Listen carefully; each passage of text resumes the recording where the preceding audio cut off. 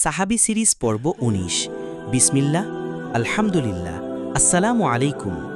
আজকের সাহাবী সিরিজে আলোচনা করব সুমাইয়া রাদিয়াল্লাহু আনহা সম্পর্কে, যিনি ইসলামের প্রথম শহীদা নারী।